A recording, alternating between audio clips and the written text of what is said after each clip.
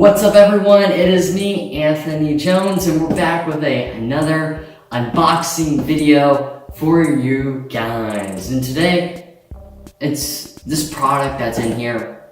You guys won't even get how amazing this product is, how long I've been waiting for the money to buy this product as well. Everything about it is amazing. You guys won't even understand until I unbox it right here and it gets in my hands and into you the viewers' eyes. Without further ado, let's get into this unboxing really quickly.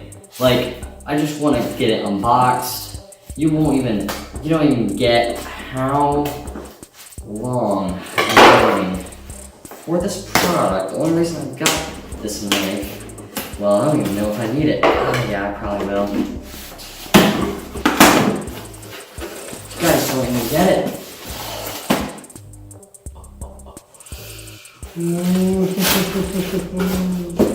Let's get into the biggest, baddest thing about this, because it came with extra items. But the main attraction, as I throw the knife down on the ground, is this camera right here. This camera right here. Check it. Top view, okay? You guys can check it out, alright? Yeah, check it. This is the Canon Rebel EOS, or EOS Rebel SL2, it doesn't matter. Everybody mixes up the name anyway. This camera, okay? You don't even get how long I've been waiting to get a camera like this, okay?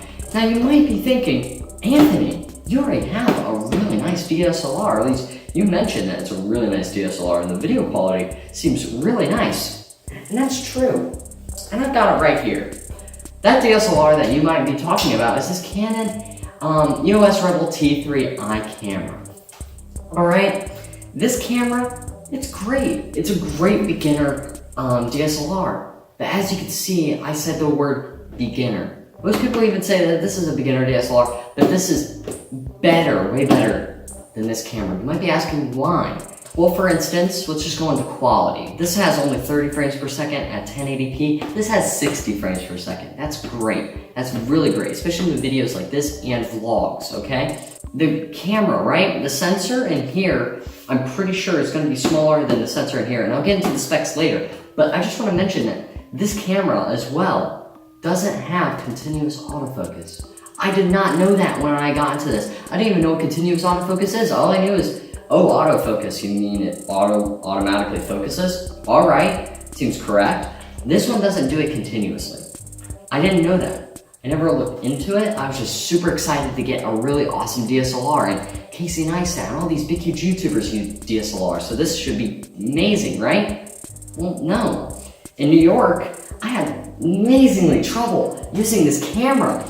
I had to manually focus it every single time, and oh my gosh, it's just a heartache to manually focus every single time when you're trying to shoot every single shot, get the perfect shot every single time, especially in a busy city like that, to where it made it almost unusable.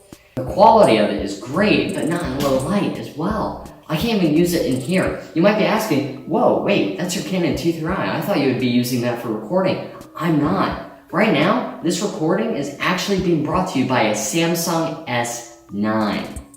Anyways, I'm done with the ranting. I'm done with the ranting about the camera. Alright, let's get into this bad boy. Alright, this is the EOS Rebel SL2, like I said, with the 18-55 kit lens. This is also a STM lens, so you're going to have a much quieter autofocus to where it doesn't start, you hear it. You might be even able to hear it right now, but you can hear that focus ring is just not good. This is not an STM lens. That's going to be a big upgrade as well, hence why I went with the kit instead of just the body itself, is because I needed that nice quiet lens. And it's some of the amazing specs about this camera, alright? So this has a 24.2 megapixel sensor. Really great sensor. Same one, I'm pretty sure, in the Canon 80D. Has an ISO when filming of 12,800, which is really good, do I mind you. Way better than my my T3i, which goes up to 400. The frame rate of shooting pictures is 5 frames per second. I should also mention that the ISO when taking pictures is 25,600. Really good. Main attraction about this camera is that one thing right there, dual pixel autofocus. You may not see it. I'm gonna put it on the camera right there, right? Dual pixel autofocus. An amazing system, do I mind you. One of the most amazing systems, and probably the best system ever invented for autofocus is that system right there by Canon. And Canon only has that. It's got the LCD screen that flips out and articulates everywhere, and it's also got Wi-Fi, and I'm pretty sure as well Bluetooth enabled in it, so then you can connect it to your smartphone or computer without having to transfer via an SD card or anything like that. Plus you can maybe even post pictures from Instagram to Instagram from your camera. That is everything that you need to probably know about this camera. Main attractions. Do I mind you as well? I should mention a touchscreen, way better than having to constantly press buttons with the T3i. Here we got our warranties and as well the instruction manual, which is really nice to have. Let's open this box up, and as you can see, the first thing that we see is the Canon battery. This is the LP-E17 battery. Most Rebel cameras use that. Most newer ones, I should mention. This is your battery charger, which is also a wall plug, which is really nice to the upgrade from having to plug in a actual cord. This just plugs right into the wall, and you're good to go. Put that in there. I'm gonna shove this back in there. Move that. Don't really need all that right now. Here's your really nice, and actually really light as well, which is surprising. Lens, the kit lens. Ooh. Oh wow. This is really small. Like, here, wait. Let me compare it. So here's the lens. This is an 18 to 135 lens though. So yes, it should be much bigger. But that lens is really heavy actually. Compared to this one. This one is the same exact type of outer shell as my other one, and this is all like a plasticky, some sort of like plasticky material, right? Instead of a metal that is on most Canon lenses. There we go, look at that. 18 to 55, 55, 18, 55, 18. This is awesome. Put the lens cap back on, which is gonna take a little bit of getting used to since I have a different lens cap with my other lens, but I don't know, it's much easier to use. Of course, your Canon camera strap, and as I pull out the bubble wrap, right here, in this package, we've got the SL2. Weighing at just under, if not, a pound, I'm pretty sure. And with this lens combined, equals a 2 pound, if not less than 2 pound, camera. Which is really, like, super duper awesome. As we hold this, this is amazing. This is crazy. It's just awesome having another, if not a more professional vlogging type of DSLR. Like, this is gonna bring you a lot more videos now. Like, this is amazing. The construction is different, you know, from my T3i, but amazing. Really amazing camera. I'm gonna actually put on the lens here right now. You can see that nice sensor, the 24.2. Line it up, put it on. Amazing. That is really, really incredible. Like this, no, like I don't think you get it. Like this is like really nice and light. That's amazing. I'm gonna compare the size now to my TVI. That's insane. That's amazing. Wow. The side comparison maybe. Much beefier, much heavier set camera. That's insane. Really, really insane. Everything just feels better. Quieter, lighter, less like clicky than this one. I do like the clicks now and again, but while you're filming, you don't want to hear those clicks. I don't know what else to say. There's nothing really else to say about this camera, but I'm really glad to have it. Here's the touch screen. It's amazing. Fully articulates.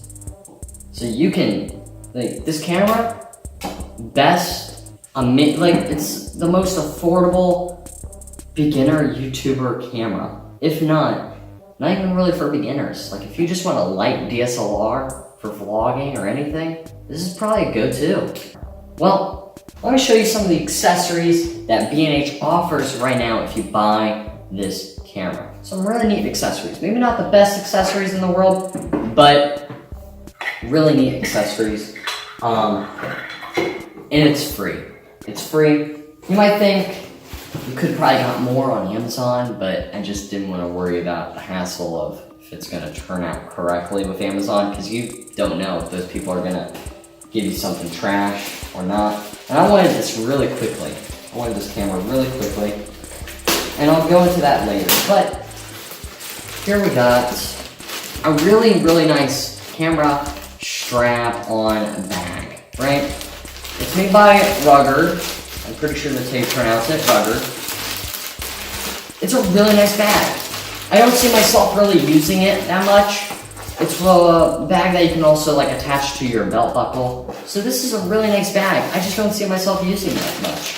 Mainly because I've already got my other Canon camera bag. So I don't really need this one. But I don't know, if you are a photographer, filmmaker, and you don't need anything like, say, an external microphone on this, if you're fine with the already existing microphone in it, or again, photography, this is a really nice bag. Like, let me show you. You unlatch it here.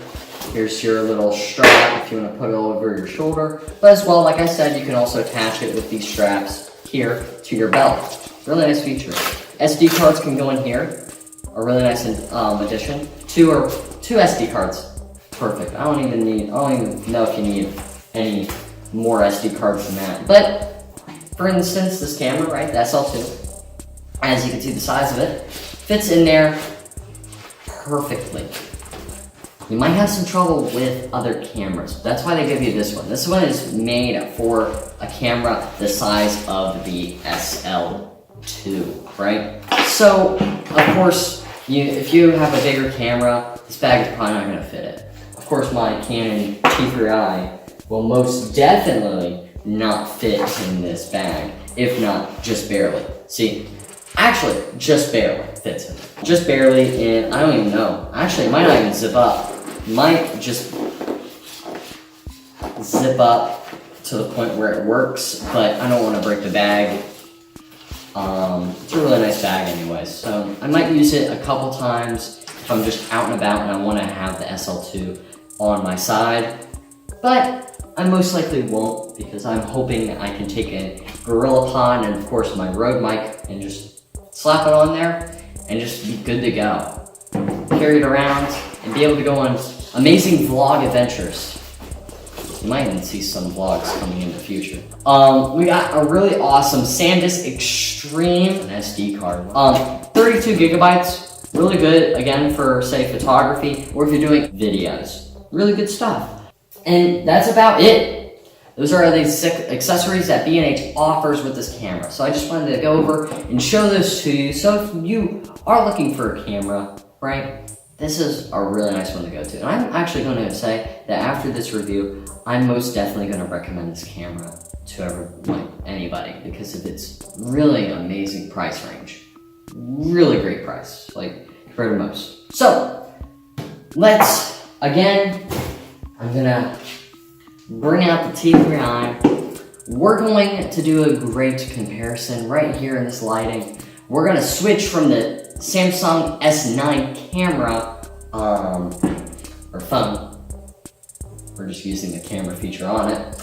We're going to switch it right here to the Canon Rebel T3i. So, let's switch that over right about now. Alright, so I have the Canon Rebel T3i set up right here, right now. And as you can see, here's basically what the recording looks like with it. So, as you can see, most likely see, is that not much grain, maybe even a tad bit, I can't really tell. I think I have the ISO actually at 800, so it's pretty decent. Though as you can see, as I move in objects closer, it's out of focus, as you can see. And if I move back, then I start going out of focus. And only if I'm in this exact area right where I am right now is where I'm in focus. It's not really that great. That's what continuous autofocusing will hopefully allow, is for everything and every object to be in focus at all times, especially with the dual pixel autofocus on this camera. Should be phenomenal. And of course I have the Rode mic on there, so it might sound actually way better than the Samsung's integrated mic. So anyways, yeah, this is basically the Canon Rebel T3i down here in this setup. Since I haven't used it, this is basically what it would look like. And now I say let's switch over to the Canon Rebel SL2 and see what the quality looks like with this one.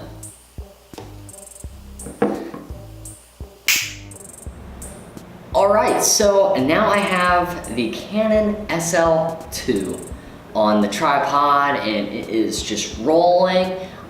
Kept most of the settings at what it was stock when I just turned it on. Though I changed one of the settings and another one, mainly like to make it 60 frames per second, which you might be able to see and tell as I'm moving my hands around. And as well, I made it so then it is a neutral quality image and it's not trying to color grade it in any sort of way. That's how I did it with this one as well. So quality might look the same as well, though it should maybe look a tad bit different, seeing as how the processor is much better in that camera than this one. So maybe it's processing video different quality than this one. I don't really know, I haven't seen it, so I just don't know what the quality is going to look like different from this, but you guys will be able to tell, which is great. Microphone is on it, the Rode mic, because it's got the microphone jack built in, and autofocus, which is amazing. The dual pixel autofocus is just doing a great job. I have it so it also is tracking my face movements, and as I move around, it's just constantly on my face. It can't like not stay on my face because of this white square that's just rotating around and it's just on there, which is amazing. And if I put like the camera in front, it should focus onto it.